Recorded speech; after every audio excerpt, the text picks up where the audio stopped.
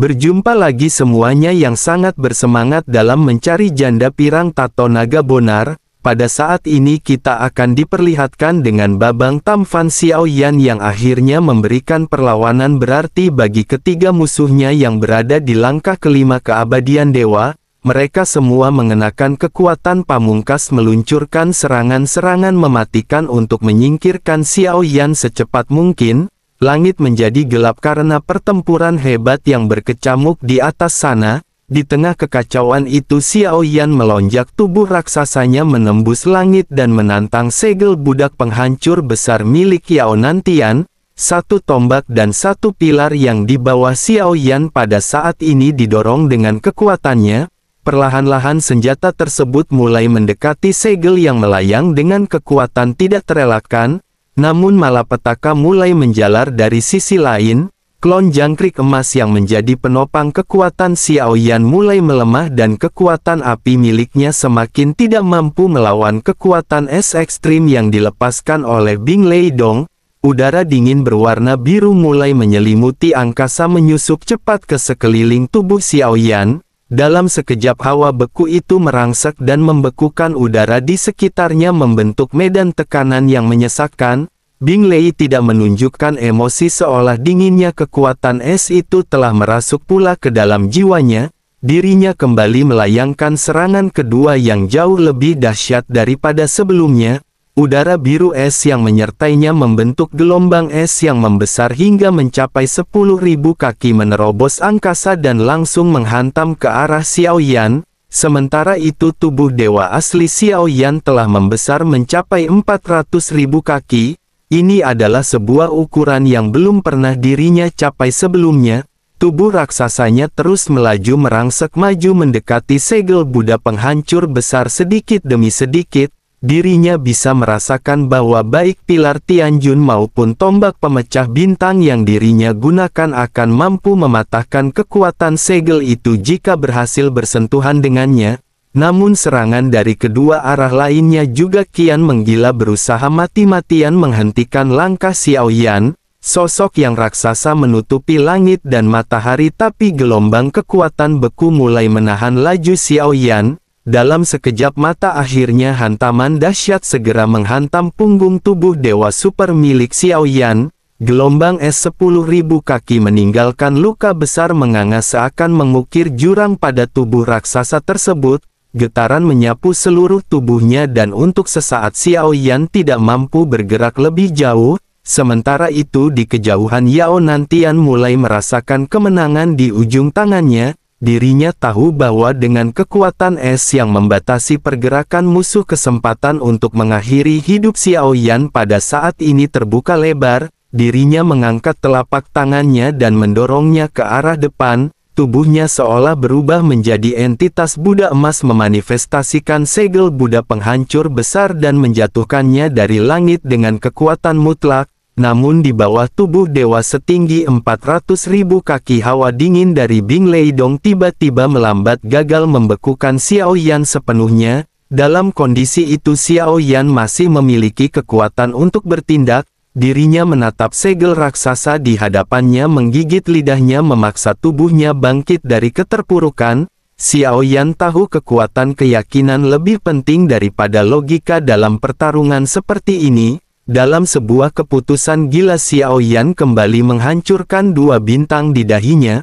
Ledakan darah dan energi Qi menyebar liar menyingkirkan sebagian besar hawa es yang sebelumnya membelenggu Xiaoyan. Tubuhnya mengembang lebih besar daripada sebelumnya dalam waktu singkat. Xiaoyan terus mendorong kekuatan darah keturunan dewa asli yang mengalir dalam tubuhnya dan darah ini adalah darah dari Raja Zuo. Darah ini adalah darah yang hanya bisa terbangkitkan sepenuhnya dalam keputusasaan dalam pertempuran. Tubuh Xiaoyan terus membesar melampaui segala batas yang sebelumnya dikenal hingga mencapai tinggi 600.000 kaki. Xiaoyan seperti dunia baru yang menutupi kehampaan melampaui bentuk kehidupan biasa. Senjata-senjatanya juga ikut membesar. Di hadapan tubuh dewa asli super yang membentang seperti langit itu segel budak penghancur besar milik Yao Nantian mendadak tidak tampak berarti.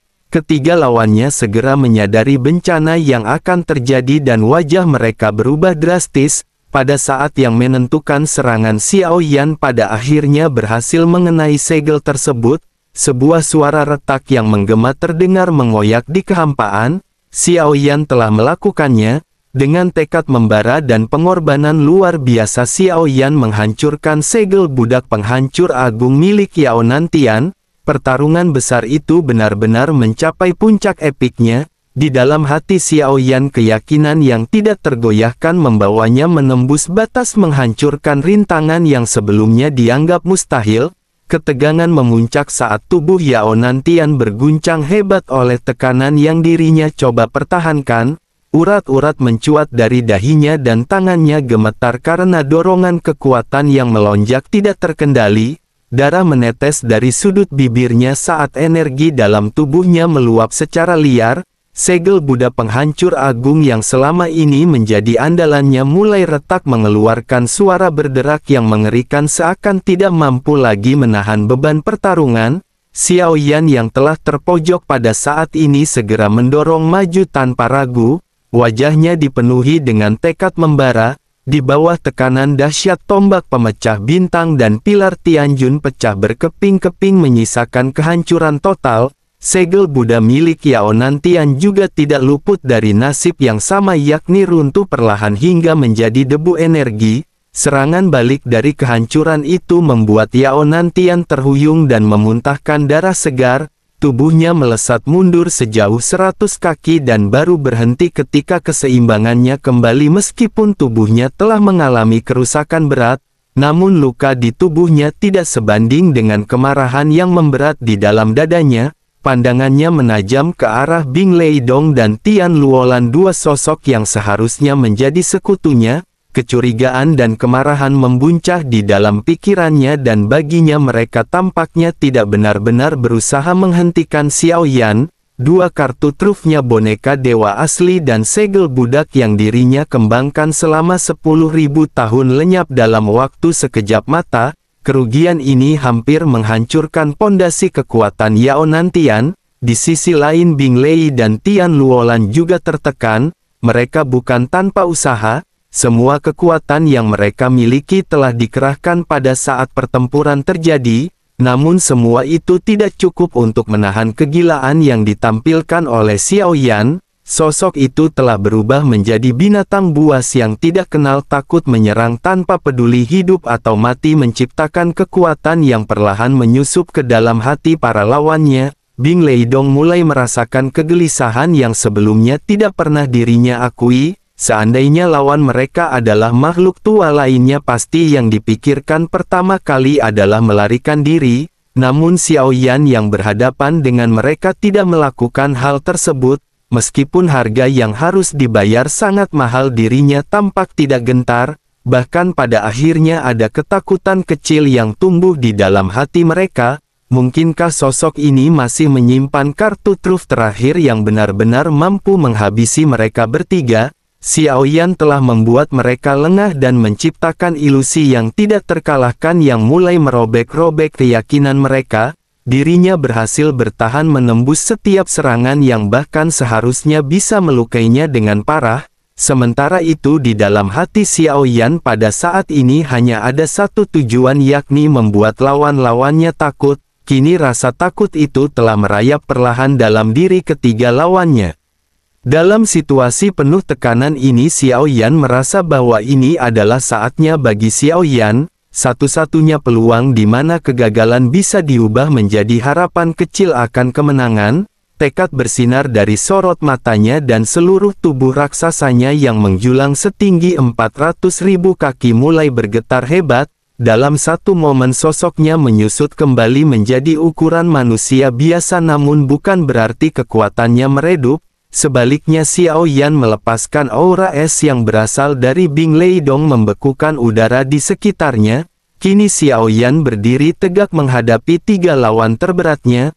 Tekad Xiao Yan telah bulat dan jika mereka memilih untuk melanjutkan pertarungan maka satu-satunya jalan yang tersisa hanyalah pertempuran sampai mati. Di antara para penguasa Sensi, Xiaoyan memang bukan yang terkuat, tetapi Xiaoyan yakin bisa memastikan 2 dari 3 lawannya tidak akan selamat dari pertempuran ini. Bahkan jika takdir menolak mengizinkan Xiaoyan menang, Xiaoyan bersumpah akan menyeret musuh-musuhnya ke dalam jurang bersamanya. Bila tidak bisa menghabisi mereka, maka Xiaoyan hanya bisa menyegel mereka di tempat itu, mengurung mereka dalam kegelapan selama 1000 tahun. Kekuatan spiritual Xiaoyan seketika meledak dengan tekanan yang luar biasa. Bagi Yao Nantian dan Bing Leidong yang jiwanya tidak sekuat Tian Luolan, tekanan itu sangat menyakitkan, menembus hingga ke inti kesadaran mereka. Apa yang awalnya adalah koalisi dengan tujuan dan keyakinan yang sama kini berubah menjadi kekacauan dan keraguan. Dalam kekacauan itulah Xiaoyan akhirnya berdiri sebagai simbol perlawanan terakhir yang tidak gentar oleh apapun. Ketegangan di ruang dimensi itu pada akhirnya benar-benar telah mencapai puncaknya. 3 makhluk tua dengan kekuatan luar biasa telah hidup selama entah berapa abad, dan sekarang mereka berdiri berhadapan dengan Xiaoyan yang tubuh dan kekuatannya berada di ambang kehabisan. Namun meskipun begitu, semangat mereka pada saat ini tetap membara. Mereka tidak gentar tetapi juga tidak lagi sekuat sebelumnya. Mereka tahu bahwa kekuatan yang pernah menggetarkan langit telah memudar seiring waktu dan peperangan yang tidak berkesudahan. Sementara itu Yao Nantian sudah membaca situasi ini dengan jeli, matanya tajam seolah menembus setiap niat tersembunyi. Dirinya segera berseru memberikan aba-aba agar rekan-rekannya Bing Leidong dan Tian Luolan bersiap untuk kembali menyerang. Dirinya juga sadar bahwa meskipun mereka pada saat ini telah melemah, Xiaoyan juga pada saat ini tampaknya telah berada di ambang batas kekuatannya. Mereka pun mengibaskan lengan jubah mereka dan energi surgawi menyembur ke segala penjuru, menandakan niat membunuh yang tidak terbendung. Xiaoyan tahu satu-satunya cara keluar dari kekacauan ini adalah menerobos ke alam kuno menggunakan klon dewa aslinya. Tetapi kondisi sekarang membuat kemungkinan itu terasa mustahil. Klon jangkrik emas telah melemah hingga ke langkah ketiga dan klon dewa asli telah jatuh dari alam leluhur. Tanpa cukup darah dan energi, Xiaoyan tidak akan bisa membalikkannya ke puncak kekuatan. Xiaoyan menggertakkan gigi menahan keputusasaan yang mulai merayap. Segala hal telah dirinya rencanakan, namun para monster tua itu terlalu berpengalaman untuk dijatuhkan ke dalam jebakan sederhana. Xiaoyan telah kehabisan kartu truf dan tidak lagi memiliki ruang untuk melakukan kesalahan. Tetapi di tengah keterdesakan itu, harapan muncul dalam bentuk sosok yang muncul tanpa suara maupun bayangan. Ye Beijing pada akhirnya tiba-tiba berdiri di sisi Xiaoyan, menggetarkan ketiga lawannya. Mata mereka membelalak mengingat siapakah wanita itu sebenarnya. Mereka mengenalnya, yang merupakan seorang penyihir kuno dari alam iblis keabadian kuno yang sangat misterius. Wanita ini adalah seorang kultivator dengan jalan hasrat yang tidak pernah kalah dalam pertempuran. Kini tanpa disadari dirinya ternyata berdiri di pihak Xiaoyan. Ketakutan pun menyelinap ke hati mereka yang sebelumnya tidak tergoyahkan.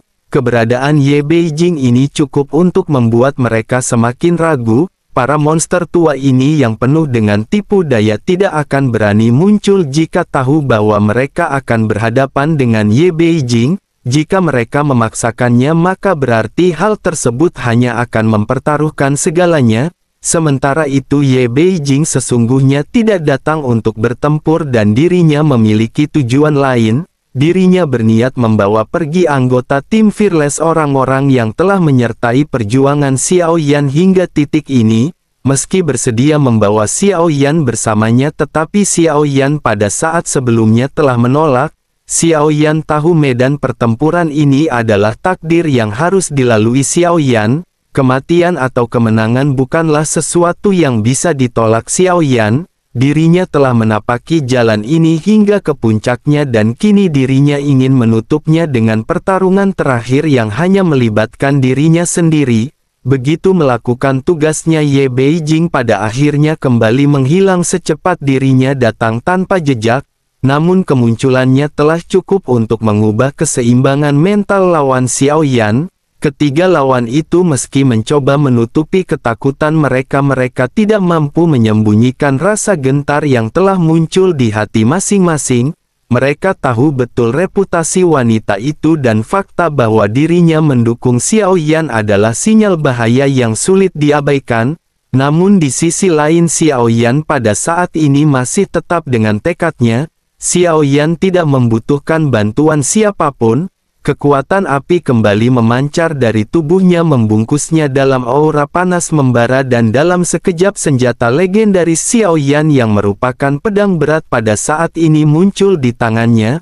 Bersama dengan hal tersebut tombak penghancur bintang dan pilar Tianjun menggantung di belakang Xiao Yan. Sementara itu ketiga musuhnya pada saat ini masih meragukan kekuatan yang dipamerkan oleh Xiao Yan. Mereka belum sepenuhnya yakin bahwa pria itu mampu menandingi mereka dalam kondisi seperti ini, namun keberanian dan tekad yang terpancar dari Xiao Yan membuat mereka menahan langkah. Mereka tampak ragu dan tepat ketika kebuntuan itu menguasai udara, sebuah suara pada saat ini muncul di kehampaan. Suara asing namun dipenuh dengan aura membunuh yang tajam menebus keheningan bagaikan bilah belati yang menancap langsung ke hati Xiao Yan. Sosok lain pada saat ini tampaknya akan segera ikut campur dalam pertempuran. Sosok misterius memandang hina ketiga sosok yang menjadi musuh Xiao Yan pada saat sebelumnya.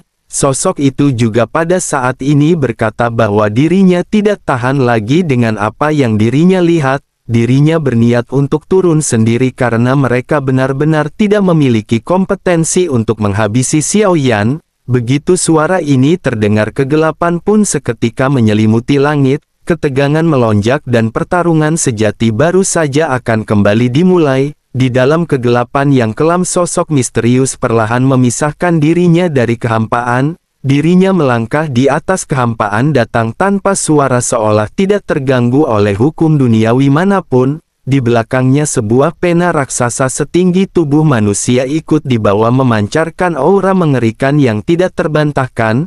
Ketika sosok ini muncul sosok Yao Nan Tian Bing Leidong dan Tian Luolan langsung terdiam dalam ketegangan. Pupil mata mereka menyempit tubuh mereka menegang dalam keterkejutan yang tidak dapat disembunyikan.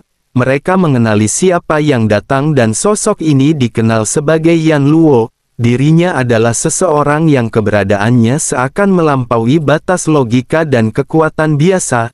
Yao Nantian menangkupkan tangannya, tubuhnya bergetar oleh tekanan aura yang baru saja hadir. Wajahnya menampakkan ketakutan yang sulit dikendalikan bukan hanya karena kekuatan lawan melainkan juga karena ingatan masa lalu yang menggantung. Selama pertempuran ini berlangsung sosok Yan Luo atau Chu Jiangye ternyata telah mengamati dari kejauhan. Dirinya tahu betul bagaimana tiga tokoh yang selama ini dianggap kuat tidak menunjukkan kemajuan. Waktu telah berlalu namun mereka tetap berada di tempat yang sama, tetap terlihat lemah keras kepala dan tidak berkembang. Kemunculannya bagaikan suara lonceng perak yang tertiup angin malam.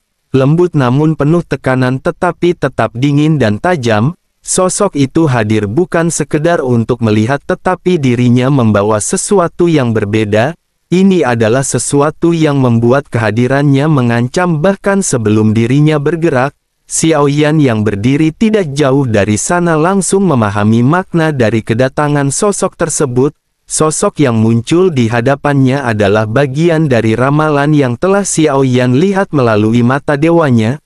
4 orang dan yang keempat pada akhirnya datang di hadapan Xiao Yan. Sosok ini adalah sosok yang membuat situasi menjadi semakin buruk dari semuanya. Kehadiran pria ini langsung melumpuhkan harapan terakhirnya untuk memenangkan pertempuran ini. Wajah pria itu tampak seperti ukiran batu giok dingin halus dengan garis-garis tajam dan elegan. Alisnya melengkung seperti bilah pedang menunjuk ke pelipis dan sorot matanya sangat dalam. Namun yang paling menonjol adalah matanya, sepasang pusaran berwarna hitam yang bukan hitam biasa dan di dalamnya cahaya seperti pecahan bintang tampak berputar perlahan. Mereka adalah jendela menuju dosa dan masa lalu seolah mampu menembus ke dasar jiwa siapapun yang memandang. Pria bernama Chu Jiangye ini bukan sekedar petarung biasa.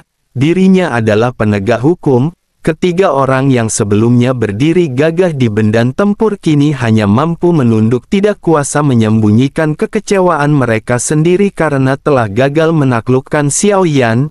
Chu Jiangye mengabaikan mereka begitu saja seakan kehadiran mereka tidak lebih dari angin lalu. Fokusnya pada saat ini seketika hanya tertuju pada satu hal, yakni menghabisi lawannya. Dari punggungnya dirinya pada saat ini segera menarik pena raksasa. Pena yang tidak terbuat dari logam biasa melainkan dari substansi yang tampak tembus cahaya dengan aliran emas gelap yang terus berputar di dalamnya. Cahaya yang dipancarkan oleh pena itu bukan hanya indah melainkan mengandung kekuatan penghancur mutlak. Di atas permukaan pena ada kata yang terukir dengan jelas yang berbunyi kelahiran kembali. Aura pena itu membuat seluruh tubuh Xiao Yan seketika gemetar. Instingnya berteriak bahwa satu serangan dari pria ini cukup untuk menghabisi Xiao Yan dalam waktu sekejap. Sementara Chu Jiangye bersiap, Xiao Yan pada saat ini benar-benar tidak lagi bisa tinggal diam. Xiao Yan tahu bahwa pertempuran ini telah mencapai batas kemampuannya. Bahkan sejak menghadapi ketiga lawan sebelumnya, Xiao Yan telah mencoba untuk melarikan diri. Namun kekuatan luar biasa yang mengurung tempat ini membuatnya terperangkap. Kekuatan yang awalnya dirinya kira berasal dari langit itu sendiri ternyata berasal dari pria yang kini berdiri di hadapannya. Sosok ini juga telah menutup segala celah pelarian Xiao Yan. Dengan napas yang semakin berat, Xiao Yan menyadari bahwa hari ini bukanlah hari untuk bertarung. Ini adalah hari di mana Xiao Yan harus bertahan hidup atau menghadapi krisis akhir yang telah ditentukan sejak awal. Kekuatan segel yang melindungi tempat itu awalnya disangka berasal dari Luolan, tetapi ternyata ada kekuatan lain yang jauh lebih menakutkan yang juga membentuk segel. Xiao Yan di dalam kebingungannya hanya bisa menatap ke arah lelaki tersebut. Ada sesuatu yang terasa tidak wajar pada tatapan dari Chu Jiangye. Sorot matanya seolah menyimpan luka masa lalu, kebencian yang dalam dan sesuatu yang lebih dari sekedar pemusuhan biasa. Ini adalah sebuah perasaan asing yang merayapi benak Xiao Yan. Tampak seolah-olah lelaki itu mengenal Xiao Yan lebih dalam daripada apa yang disadari oleh Xiao Yan. Namun tidak ada ingatan yang muncul dan hanya kehampaan serta teka-teki yang tidak terpecahkan. Sementara itu di sisi lain Chu Jiangye segera menggenggam pena kelahiran kembali. Ini adalah sebuah artefak langka yang mampu menulis takdir seseorang. Dirinya lanjut menghentakkannya ke udara kosong seolah menggambar nasib di atas lembaran kertas tidak kasat mata. Saat goresan itu dibuat, vitalitas dalam tubuh Xiao Yan mulai menghilang perlahan-lahan seperti ditarik keluar dari jiwanya. Chu Jiangye menggunakan kekuatan sihir kelahiran kembali untuk menjatuhkan hukuman atas nama kematian dan kepenuhan jiwa secara mutlak. Hawa dingin kematian pada saat ini segera menyelimuti benak Xiao Yan. Dirinya merasa dorongan gila untuk mengakhiri hidupnya sendiri seolah kekuatan magis itu mendorongnya menuju kehancuran tanpa ampun. Namun naluri bertahan hidup Xiao Yan pada saat ini seketika menjerit. Xiao Yan tidak hanya diam dan menunggu ajal, dan di dalam keputusasaannya pikirannya berputar cepat mencari celah untuk melawan. Dalam sekejap bayangan di belakang Xiao Yan memancarkan cahaya dan tiga sosok muncul dari kegelapan. Sosok ini adalah Fu Xing, Zhang Xuan dan manusia langkah keempat yang sebelumnya pernah bersaing dengan Xiao Yan dan telah berhasil dikendalikan. Ketiganya seketika bergerak dengan kecepatan luar biasa langsung menyerang ke arah Chu Jiangye tanpa ragu. Namun dua pusaran air pada saat ini muncul di mata Chu Jiangye. Dalam sekejap serangan ketiga sosok itu tertahan di udara. Mereka membeku seolah waktu berhenti untuk mereka. Sebelum Xiao Yan bisa menghancurkan klon-klon itu sendiri, Chu Jiangye terlebih dahulu mengendalikan situasi dan meledakkan mereka dari jarak jauh. Ledakan itu meski tidak terlalu besar tetapi tetap berdampak pada Xiao Yan sendiri. Tubuhnya tersentak dan semburan darah meluncur dari mulutnya dan luka yang dideritanya bertambah dalam. Guntur seketika menyambar di sekitar Xiao Yan. Tubuh Xiao Yan terguncang hebat oleh efek ledakan klon-klonnya yang di luar kendalinya sendiri. Tentu saja ketiga klon itu meski diciptakan melalui teknik pembentukan kehidupan ternyata tidak mampu memberi dampak signifikan, lalu semua kekuatan andalannya telah dikerahkan dalam pertempuran sebelumnya melawan Yao Nantian dan dua orang lainnya. Jadi dapat dikatakan bahwa Xiao Yan pada saat ini benar-benar hampir kehabisan cara untuk bisa menaklukkan janda pirang.